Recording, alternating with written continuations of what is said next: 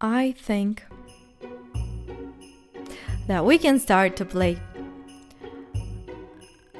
Nice. Episode 9, second season. Lou sees Psy and it alarms her. I have 6 cups, guys. Crazy.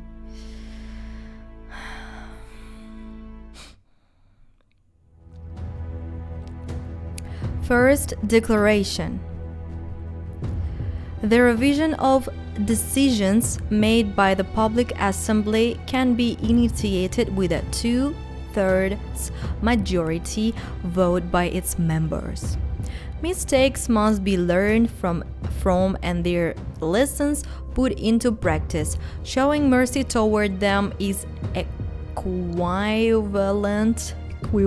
equivalent to encouraging disease.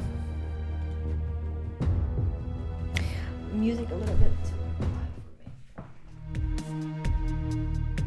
for me. Episode 9. Against. After arriving at work, Lou read the details of the public assembly decision. The general terms were outlined as follows. The Church of the United One is henceforth vested with decision-making priority and curatorial control over all law enforcement agencies in the event of social unrest. That referred to cases of disobedience and protests. I forgot how to read in English, guys.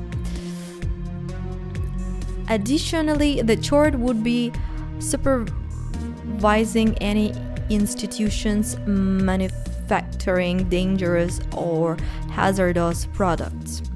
That meant they would oversee almost all aspects of life support, energy, polymer production, and more. The second block of the Public Assembly's new decisions concerned psionics.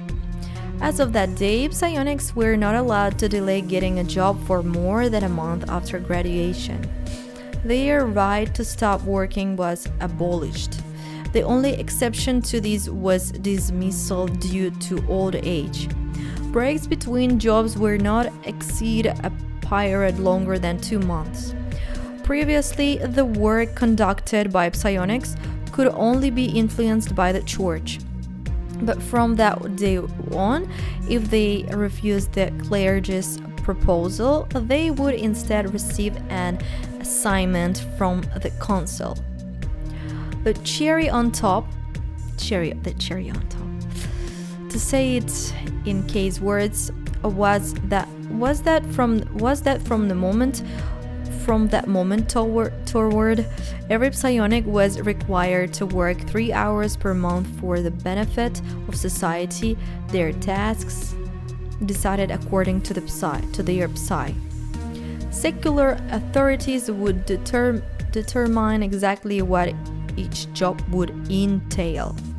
These jobs were to be regarded as acts of gratitude to society and contributions to the common good. As such, they were not going to be paid. Unsure how to react, Lou put her phone away. In the morning, she had been in a hurry and hadn't gone home to change, so now she opened the closet. Almost thoughtlessly, as if on autopilot, she picked an outfit. Free outfits today. Oh my god. Try it on. We will buy everything. It's for free, guys. Today. Then she combined her hair. Oh. Not bad. Kinda. Not bad. A little bit better really than the last hair.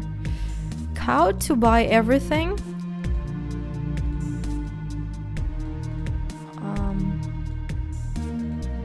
I don't know, guys, how to buy everything.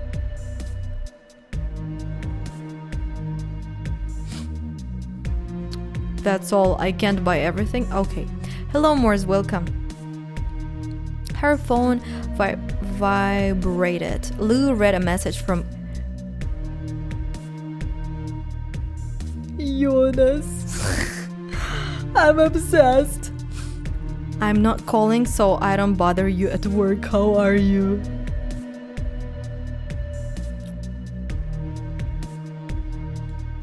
She typed an answer. I don't know, nothing makes sense.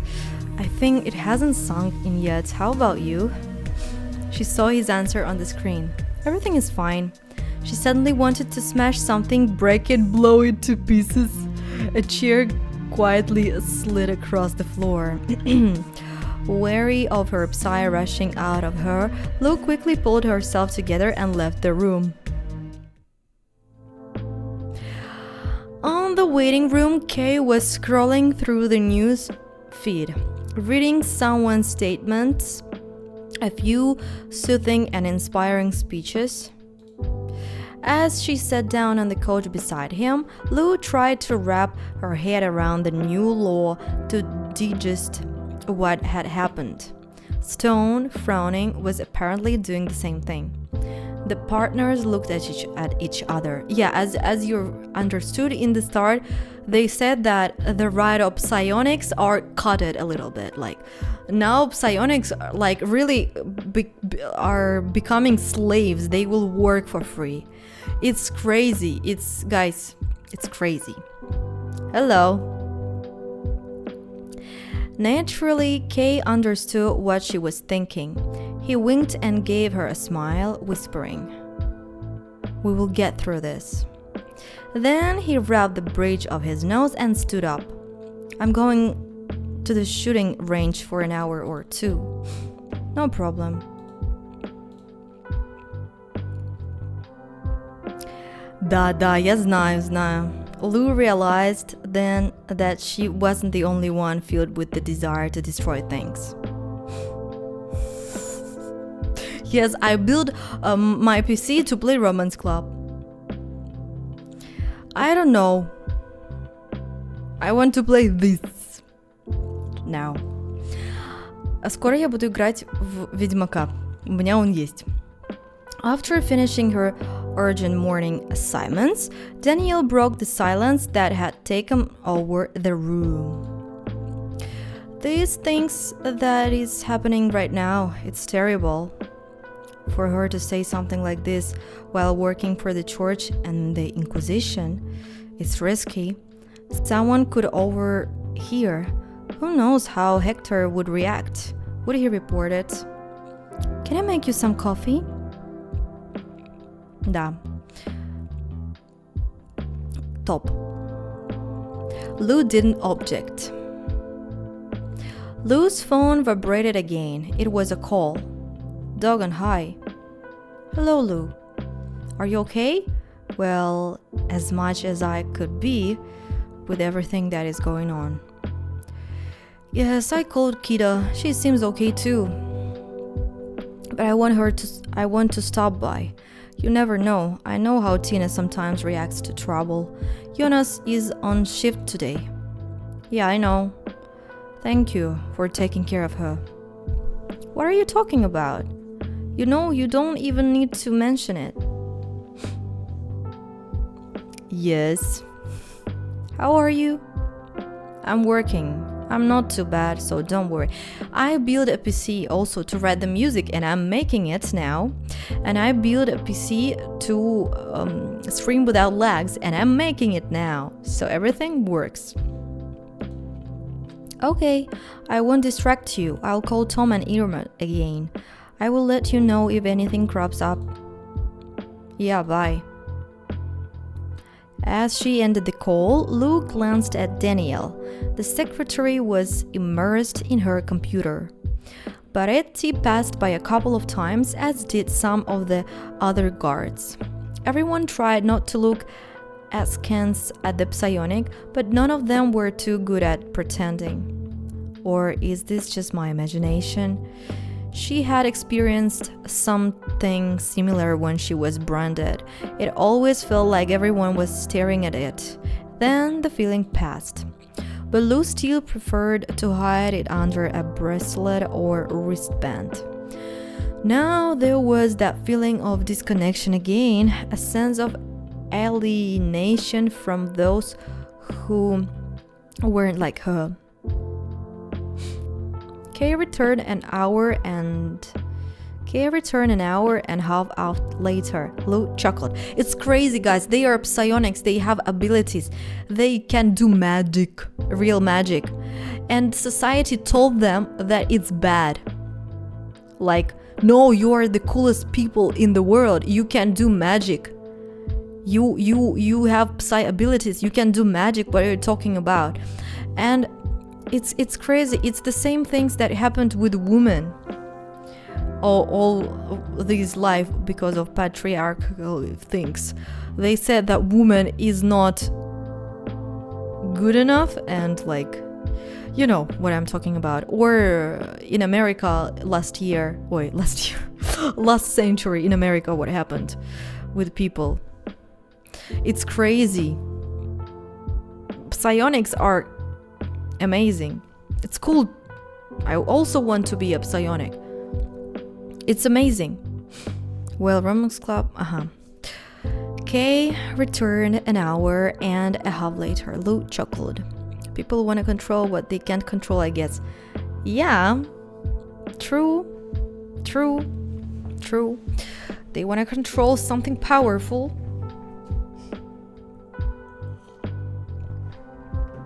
When something is scaring them, like women, if we're talking about women have a power to make kids. They can make kids. We can make kids. It's a big power. Of course, we need a man for it. But anyway, making people, it's a big thing. And I think like guys started to control women because, as I understood it in the history, because they like you know this thing, when someone of your relatives dies, you got the house, you got the money, everything of this relative, and it was not obvious it was my son or it was not my son, because she is a mother. It 100%. She made a life. She gave a life. She was pregnant. It's obvious she's a mother. But who is a father? I don't know. Like, I have money. I have a home. I want to give it when I will die. I want to give it to my child. Only to my child. But who knows, maybe it's not my child. And that's how people started to control women's pregnancy, saying that being sexy and having sex is bad, it's dirty, because they wanted to control women's bodies and birth of new people. And that's why we have a moral things about, like, it's okay if the guy is sexy and showing that he is so sexy in the Instagram or in the internet, and people don't say nothing. Okay, it's okay. And when they say a woman that is have big sexual energy, they say that she is like a, you know, different things, because centuries for 2,000 years they were controlling us. Yes, because of that shit. The point about the man's inheritance is a really good one. I think it's truth. I was watching a lot of historical things about girls and how it happened. In the past, we had a lot of religions. We had a lot of like gods in these religions, and like God is a woman, you know, Ariana Grande's song God is a woman. There were a lot of women's gods, you know, goddess, yeah. And now we have 5 religions, and in the top of every religion is a man. It's a patriarchal system still. Yeah. But before this system, we had a lot of religions with a lot of goddesses. But it's another. Okay, let's play, guys. Did you kill it? The problem. He shook his head, unsmiling. I didn't even wound it, but I let off some steam, at least for the time being. Okay, I'm sorry it's like this. Thank you, Daniel. Wei's headset squeaked softly. She touched the earpiece and said, "The prior wants to speak you."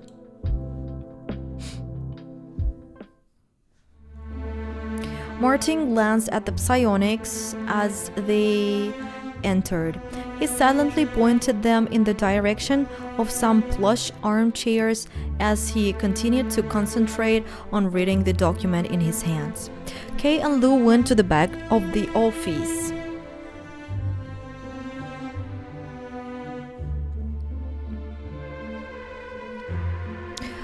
Ivo affixed a seal onto the document, pressed his thumb over it, and covered the prints with a square of clear film.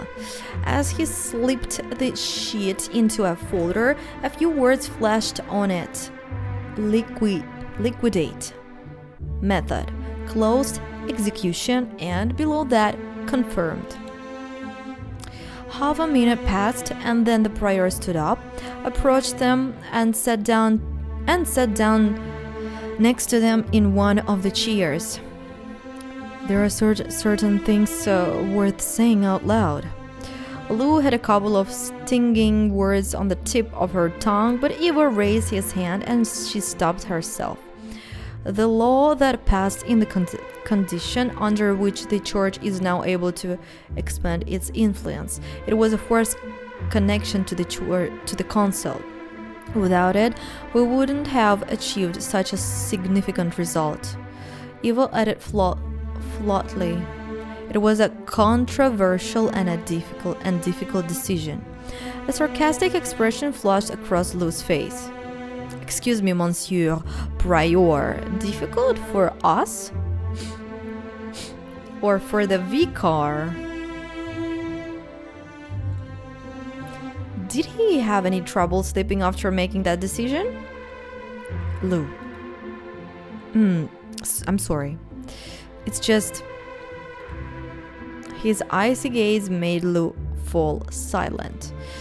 Suddenly, she realized that she hadn't immediately paid attention to an important detail. Ivo said it was a controversial decision. Is the prior actually telling me and Kay that he doesn't approve of the new law?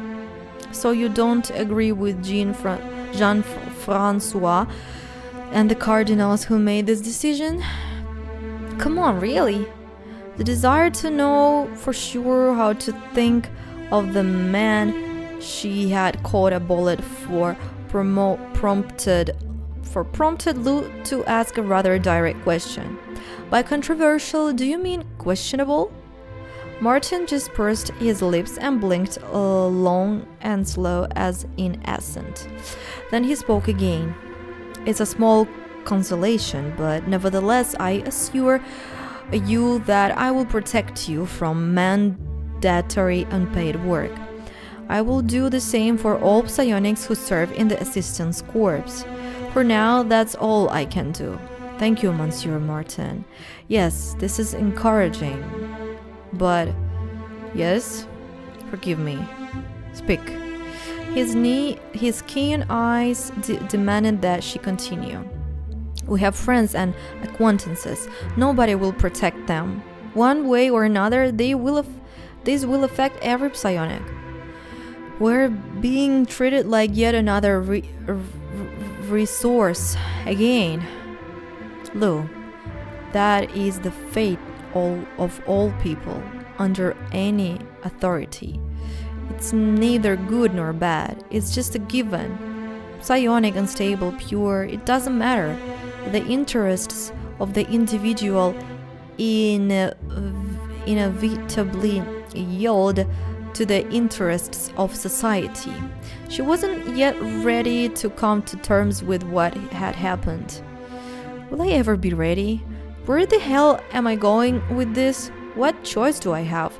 Lou stared into Eva's eyes and blurted out. Without you, they couldn't have made this decision. You supported it. Here's the thing. The prior held her gaze, then returned to his desk. How can you speak like this with the prior, Lou? I still have a lot of work to do, and I'm not going to leave the Inquisition building today, so you can take the day off. Thank you, Monsieur Martin. Has there been any news from Monsieur? I haven't received any reports. As they were exiting the office, the prior said, Mademoiselle Reed? She turned around. Yes? If it's so important to you, then you should know that on the voting sheet for all new laws regarding psionics, next to my name in all columns is the word against. The decision was made by an absolute majority, large enough to silence my voice. A little taken aback, Lou blinked, then muttered, Thank you. Yes, it is important. Holy crap! At Martin's words, Stone looked a little dumbfounded too. Already stepping into the hallway, he shook his head and mouthed. Now that's controversial. Without saying a word, Lou and Kay went downstairs. They wandered around the city, away from the Inquisition building. Looking around, Lou hardly noticed any commotion. Any commotion? Commotion? A little more police. A corpse posed in a new spot. Another one over there. A psionic passing by, his short sleeve defiantly rolled up to reveal his brand. And that was all. People walking down the streets didn't talk about the new law. Everyone was much more concerned about shopping sales, their kids' grades at school, their stupid boss, or vice versa, their idiot subordinates.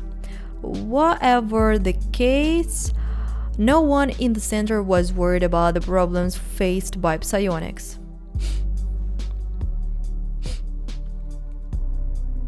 Lou wasn't at all surprised. Okay, what do you think? Will it only get worse?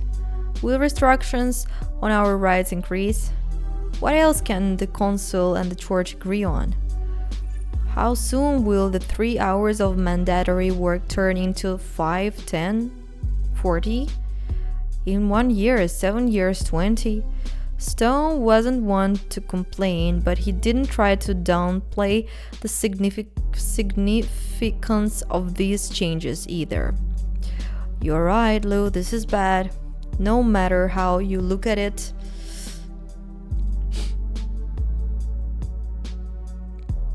Lou stopped squinting at the shining temple of the Church of the United One in the distance. Okay, may I ask you a personal question? Did your grandma call you? Uh-huh. And what does she think about all this? She is swearing, likely remembering the specific string of curses she used. Stone added, swearing a lot. He lightly nudged her shoulders with his. Why don't you call her yourself? Lou raised her eyebrows. Who? The person you are thinking about. You didn't ask about my grandmother for no reason. Lou bit her lip painfully and grimaced. I don't know. Do you think I'm being stupid? I mean, no offense. I certainly don't know much about your situation and I could be getting this wrong. But based on what I know, and above all, based on what I see now, yeah, I don't think you're being very smart. I don't want to impose. You work for the prior. She might just be afraid to be a bother or distract you. And don't compare her to my grandma. Rebecca has a very dubious understanding of boundaries when it comes to me. Okay, maybe you are right. I'll call my mother this evening.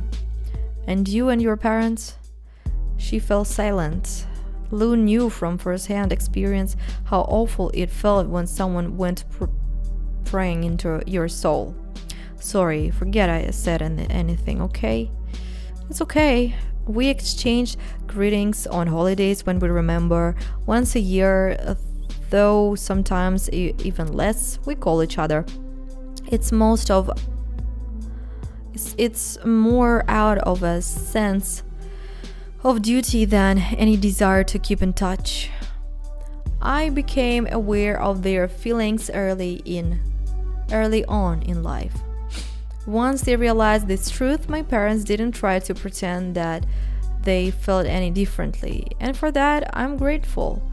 It's not worth spending energy when you will always be an unwanted disappointment.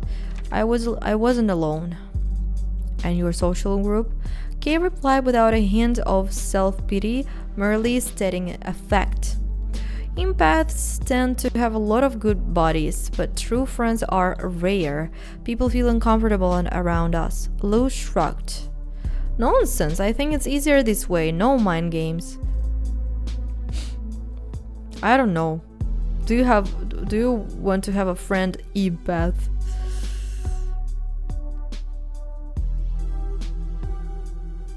Yeah.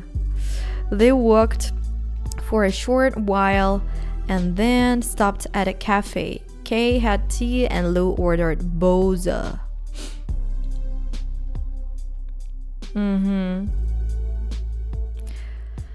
Then, looking at the time, Lou said, "Listen, I want to drop by and visit a friend. He is just about to finish his shift."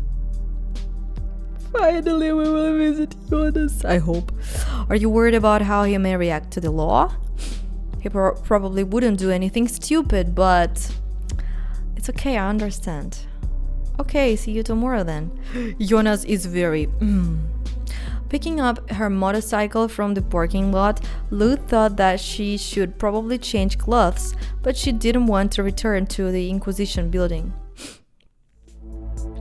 Lou called the healer on the way. When she stopped her bike, Jonas was waiting outside the hospital. She took off her helmet. Hello. Hey.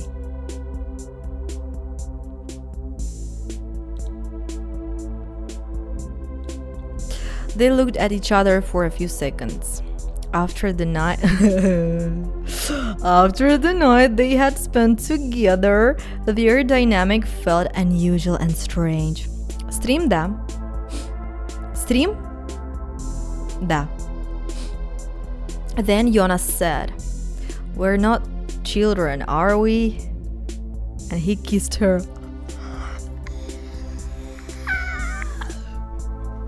He kissed her.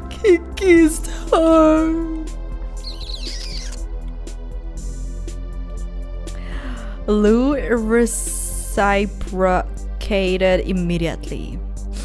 Official.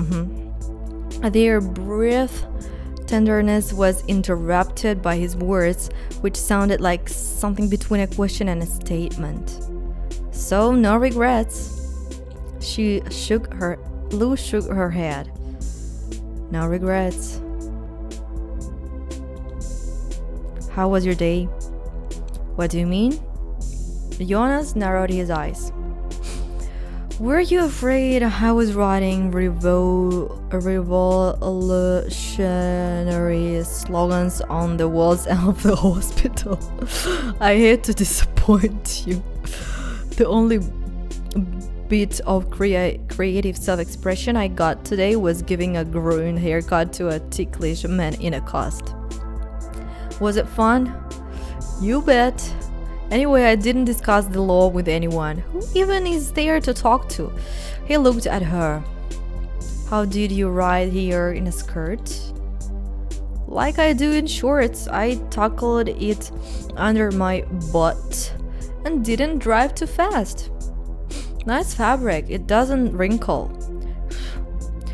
Throwing her leg over the bike, Lou said, "Sit down."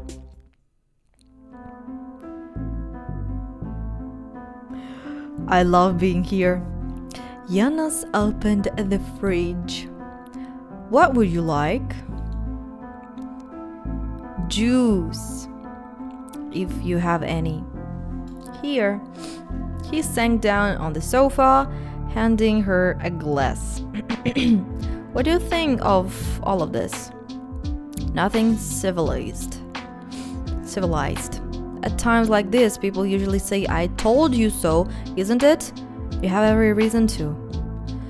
"And who had feel better if I did that?" Lou sat next to him. "The law isn't the only problem." Jonas frowned even more, forcing on her. "Out with it. What stage are you?"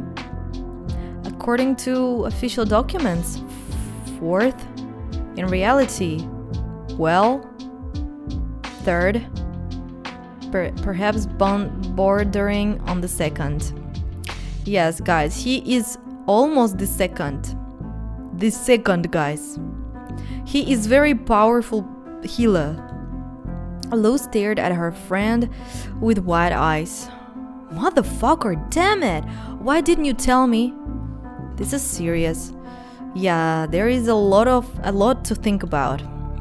"You never asked directly, and I didn't want anyone to start comparing their psy to mine." Lou calmly said the only word that came to mind. "Idiot." Jonas lit a cigarette without trying to disagree. "Well, maybe I am. What's wrong with that, Lou?" "Someone really wants you to work in the center. Have you already been pressured?" "How do you know?" Lou told him about Irma's call and about what Rebecca Stone had been able to find out. The healer touched his forehead with his fingers as if he felt a surge of pain. "Fuckers. Crap. I decided not to confirm my stage and propose." Meow. "Oh my god. On purpose, not even the 3rd. How could they know?" "Maybe..."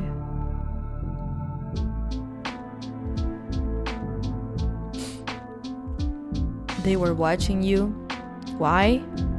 "If they suspected your potential, they could have done that. They could have even set up a test, slipped in a patient you had sympathized with, then evaluate your performance in treating them.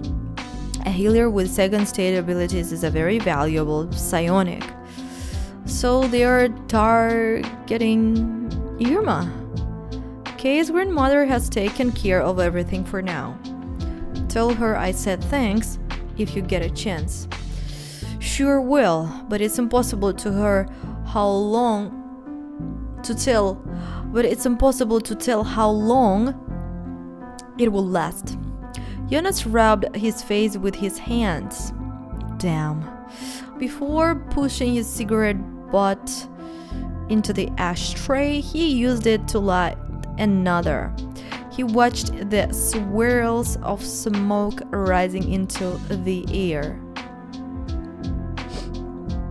"By the way, I didn't ask. How is he?" "He shot targets at the shooting range for more than an hour. It didn't help much." The healer nodded but seemed to be lost in his own thoughts. Lou moved closer and elbowed him in the side, sighing. "Yes, this is a huge mess. And it came with a twist." Jonas narrowed his eyes at her and she cursed profusely. "That was rude, of course, but you really captured the essence of our problem." "Shit, we will figure something out." The proximity of his body to hers made a rush of pleasant excitement course through her. Lou involuntarily caught herself looking at his hands at the veins beneath his skin and his fingers. What the hell is going on? Memories swirled in her head. Warmth, heat, passion, freedom. His scent on her skin, her taste on his lips. She turned away for a moment, then looked back at Jonas. Like Bella Swan, Isabella Swan from Twilight. He was staring at her. Jonas stood up suddenly and stepped back toward the TV stand. Lou. 3 points. His voice had grown a little tense, just like the other night. I'll be honest, without any of the bullshit, okay? Lou grew wary. Okay.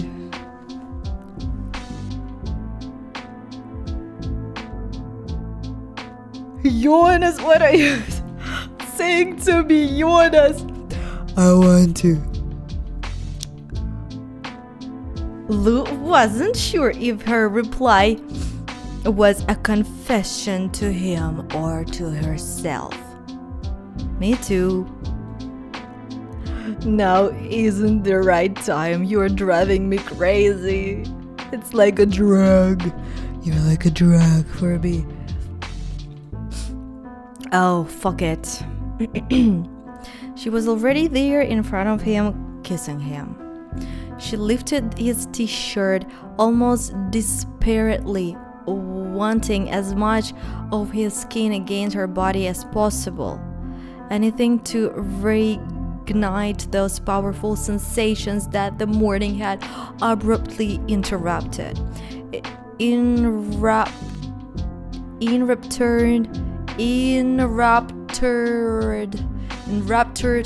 by each other as they undressed, leaving clothes scattered on the floor, they fell into bed. Is that will be for free, guys? Really? You will not ask me for any diamonds? He paused for just a moment to pull off the top covers. Lou, gasping, rolled onto the sheets beneath, much more pleasant to the touch. Jonas pulled her underwear off. No, he didn't, but it's okay. The music. And then he removed his own. Okay. He turned Lou around so she was lying on her stomach. She arched her back, eagerly rising up on her knees. Jonas grabbed her by the hips, pressing against her, caressing her, making sure she was ready. There was no need for lengthy foreplay this time. Lou impatiently, desperately ground her hips back against him. He pushed into her gently. Carefully, understood. Lou moaned. Jonas paused for a few seconds. Lou closed her eyes. His lingering cares. I don't understand like 25% of the words. Okay. His lingering caresses, no doubt a result of his technical knowledge of the human body, drove her into a trance-like state of bliss. She opened up to him in a way that was only possible with someone you absolutely trusted. Jonas, this angle. Like this? Yeah, fuck. That's so good. There was no restraint, no discomfort, no shyness. Those notions seemed unimportant. The music is a little bit strange. I don't like it here. They gave their all to each other and revealed in each other's openness and honesty. Jonas' phone suddenly rang out of nowhere. He didn't answer. It rang for the second time a little later. Given the bad timing, Jonas didn't pick up right away, but he eventually did. His voice sounded serious and harsh, and a stark contrast to what had been going on in bed. Yes? No? What kind of idiotic question is that? Of course I'm not sleeping. I'm talking to you, aren't I? Fine. He glanced at Lou. She's here. Yeah, no problem. When? Got it. We are waiting for you. After ending the call, Jonas reported, Dogan, they will be here in about 20 minutes. If you don't want to greet them like that, all wet and naked, we better get into the shower. Whoa, alright. Lou's head was blissfully at peace, her thoughts, scattered by excitement and passion, refused to return to their place, and she was quite happy about that. Dogan, Tina, Tom, and Irma arrived a little earlier than expected. Hello. There was a mixture of gratitude and sadness in the look she gave Lou. Her eyes are red. Is that from a cold or a lack of sleep? Guido plopped down on the sofa as usual as Dogan handed Jonas some bags. We brought food. The healer looked inside and took out the food paste packages. He added a box of pie from his kitchen block and warmed everything up. Is there everyone eating? We're not hungry. I am. Tina, you don't know what we did with Jonas 20 minutes ago. A barely perceptible flicker of confusion crossed Dogan's face. Don't please send him your pictures in underwear the next time, okay? Kiddo, thank you. Tina-chan. Yes. He had noticed the wet ends of Lou's hair and the half-open window. Crap. But seemingly unconcerned, he said, I'm hungry too. When they sat down, Irma spoke first. Guys, I don't know how to support you. The new law is wild. How could they? She wiped large teardrops from her cheeks. I see, she's been crying for a while. That's why her eyes are red. Yeah, I didn't expect this. I suggest we get drunk. It won't help for long, but it will take your mind off things. Tina turned her head to look at her friends. Come on, why so glum? Of course it sucks, but it's just 3 hours a month. It's not a big deal. Kiddo, it doesn't just suck. It's complete. Louis intervened, interrupting Jonas and pulling Tina away. Don't swear. The healer knew that she was talking to him. Everything is very bad in general. Yo. Does Jonas get closer with Tina if you... No. He doesn't. Tina shifted her questioning gaze from Jonas to Lou. Care to explain? You really don't understand, do you? I guess I don't. It's one part of society working for free for another. The amount of time doesn't matter. This norm will become ingrained in our minds.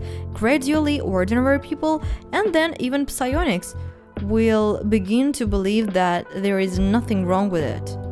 It always starts this way. It's just 3 hours. 3 days, 3 weeks. Come on. The divide will grow. It will become even more noticeable. To top it all off, there are reconstructions on our career choices and professional activities. So what can we do now? Her friends didn't answer. Lou, what do they say upstairs? You are hanging out in those circles now, aren't you? How should I know? Like everyone else, I only just... Do you think I get to decide anything? Maybe give some advice to the higher ups? Or do you think this doesn't concern me? No? Irma touched her hand. Sorry, Lou. Shit, no, I'm sorry. I didn't mean it like that. I know. Lou felt embarrassed. Tina spoke in a timed manner. Maybe someone will be outraged and support us and everything will be called off? Jonas hugged her in an effort to cheer her up. Hugged? Ah, her sister. Everything will be fine. Lou glanced at the healer, concerned. He seemed unusually calm for a subject like this. It was almost frightening. At least that was how he appeared on the outside. Let's solve problems as they come. Jonas?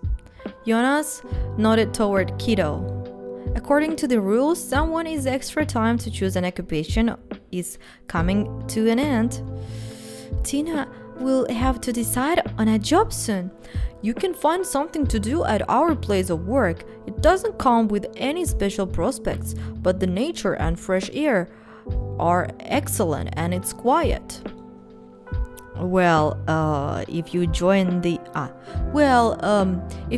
AC, then the majority 3-hour community won't be a problem. Kido shook her head and protested vehemently. No, I won't defend those who treat us like this, who create these laws. Lou hurried to calm her down. Okay, you have made your point clear as you wish. I'll check with my friends, maybe they have some good ideas. I'll try to figure something out too. Dogon was skeptical. Pyrokinesis in medicine? I will ask some of the patients.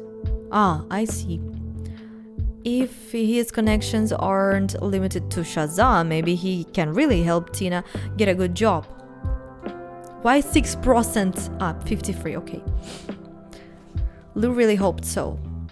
The conversation was running stale. Everyone's mood was practically in the toilet.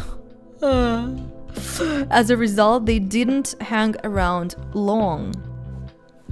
Tom and Irma returned to the village. Someone they worked with was supposed to drive them back. Tina asked to stay at Jonas. As he cleared the table, his jaw moved, and if his tongue was bearing the weight of the words he wanted to say but couldn't. We don't need this right now. Lou spoke in a casual manner. Great idea, it's too late to walk alone in the city. Lou asked Dogon, do you want a lift? Yes, thanks. She will stay at Jonas. Okay, Jonas doesn't like her. Of course, the kiddo can't dreaming about something. It's up to her to decide.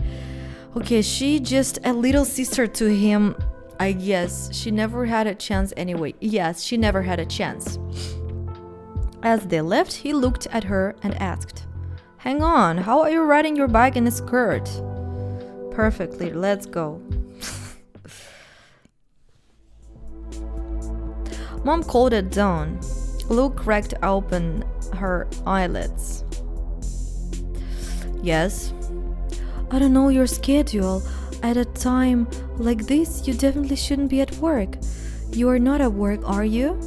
No, it's so early.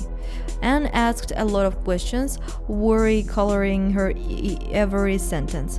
Even though it was very early in the morning, it was nice that her mom had called first. Don't worry, it won't affect me much. Glory to the United One. I don't understand, of course, how such a law was passed at all. Are you sure you are okay? Yes, Mom. I've got my friends in a much worse position. Alexander likes to play some women to get jealous about, like the ninja girl and Kazu as well. Maybe. Especially Tina. She's young enough that she hasn't started working yet. Now she has to quickly decide where to go. And those 3 hours a month. Yeah. Poor girl. Okay, how are you, Tyler? I hope he didn't show up? He did. I didn't open the door. I returned his things through some friends. That's why I'm calling you. You need to know and tell your friends too. You are wonderful, extraordinary people. Don't you dare think that no one cares about you. There are enough fools and plenty of indifference, but many people feel for the psionics. Oh, good words. Oh, Mom, you had better be careful voicing these thoughts.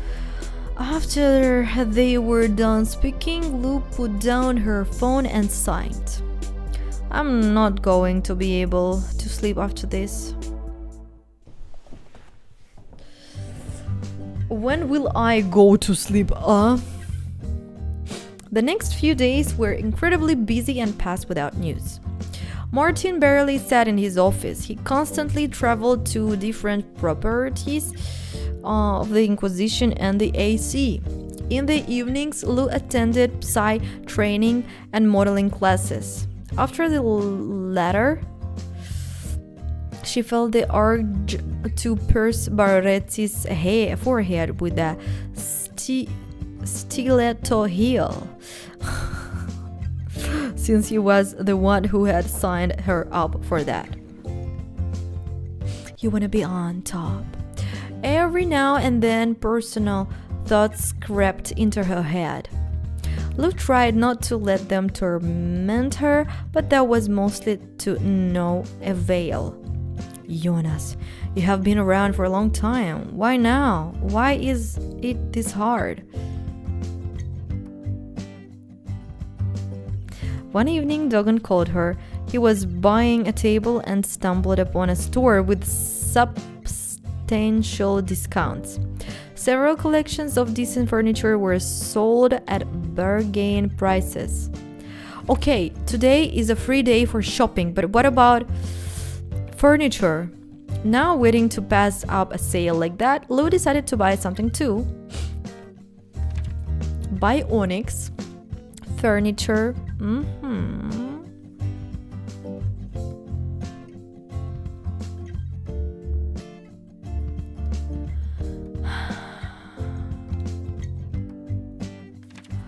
Podium bed. 50-50.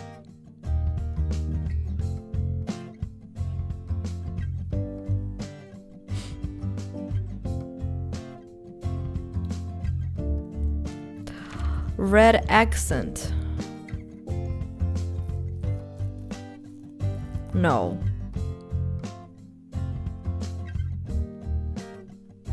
I don't need your red accent, thank you. No, guys. It's not for free. But today is a shop. Oi. Bionics. I love Bionics. The city reacted sluggishly to the law adopted by the public assembly. There were a couple of arrests, some protesting in the center. The letter symbolizing Psi was painted on a wall intermediary, and that was all.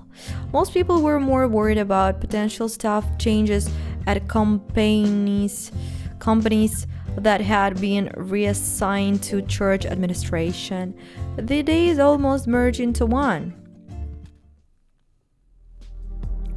Lou straightened out the clothes she had recently bought for bike riding. She had needed more outfits as she didn't always manage to do laundry on time. Jeans and t-shirt, bomber jacket. Everything is ugly, but let's buy everything because it's for free.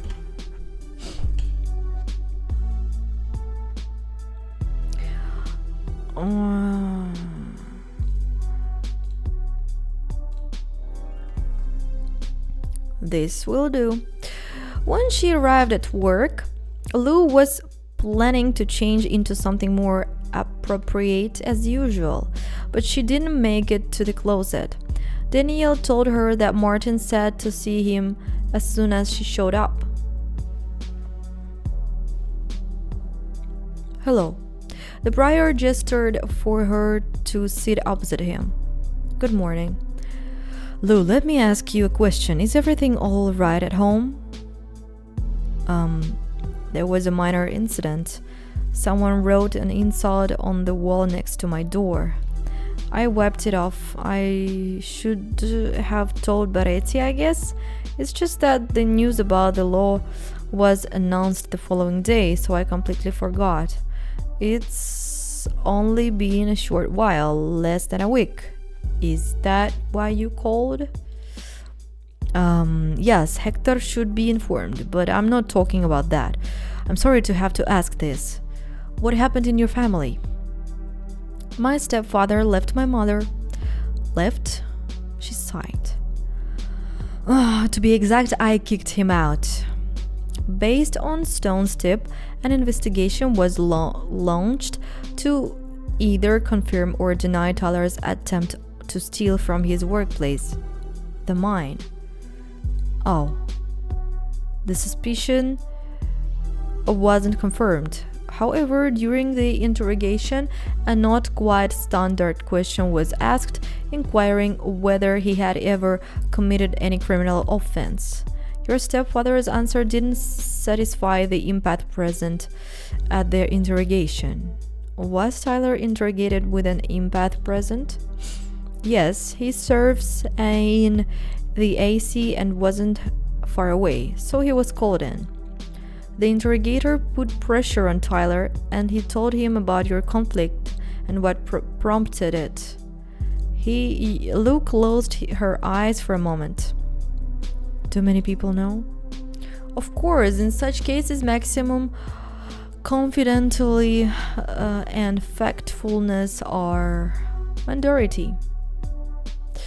Apart from me, only the interrogator and the empath involved know about it, but they are legally bound to keep it a secret. And the judge, of course, will know your identify if you sign a couple of papers. The direct confession of the perpetrator and confirmation by the victim is sufficient grounds for the annulment of the statute of limitations. Hi, yes, I speak Russian. I'll make sure your stepfather's case is handled quickly and quietly. If I sign, what punishment will he face? Prison or correctional labor in a quarry. Should I ask Danielle to bring in some tea? The prior didn't go anywhere that day, so there was no need to call in Stone for additional reinforcement.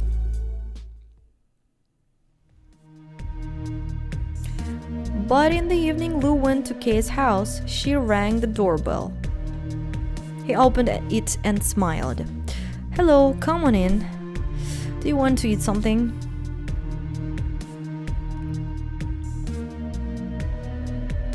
Lou didn't answer. She came in and sat down in a chair, glancing at Kate from under her eyebrows. You promised not to bring up Tyler. That's right, I wasn't going to talk to you about him anymore. Did you set him up? As a matter of fact, no. If he didn't steal anything. He didn't steal anything. So he won't end up in jail for that. I think it's more accurate to say that I facilitated his arrest. Okay, why didn't you tell me? Now someone is sticking their nose into my life. Couldn't you have this? No, something is sticking their nose into my life. He needs to be punished, Lou. Do you think I should have ignored the situation? Lou looked at him. I didn't so. What if he had been Tina's stepfather? Lou twitched angrily. You would have definitely killed Tyler, but you value yourself less than you value your loved ones. Lou, after beating up Tyler, did you feel that you could move on? Can you do that now? It's hard. I'm sorry. I couldn't think of any other way to do this. Lou was silent for a long time.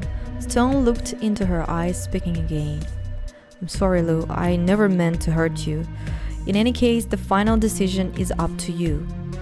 She nodded and stood up, touching his shoulder. I confirmed his testimony. Tyler is now on trial, and Lou focused on what she felt. It feels better. That's right. So, are we good? Yes, forget about it.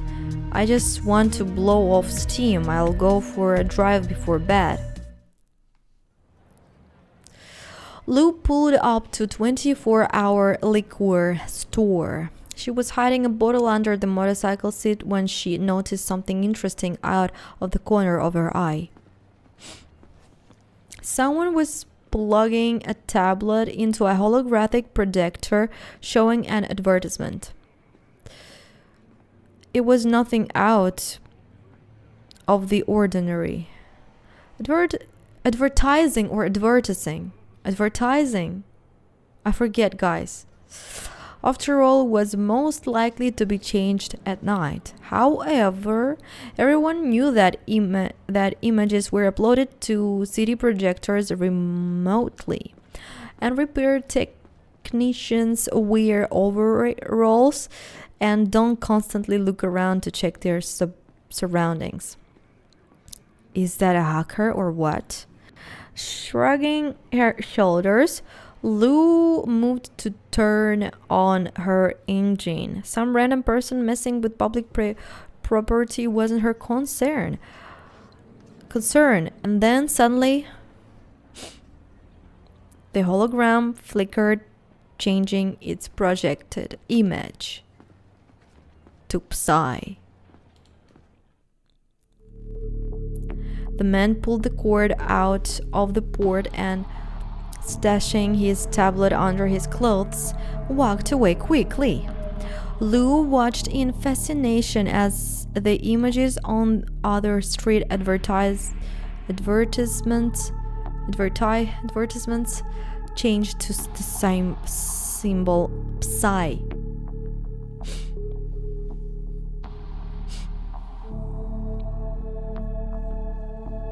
Wow.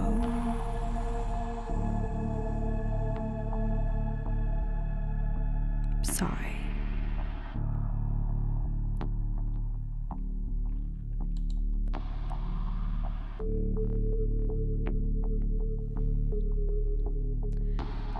Oh shit. Спасибо. That's all.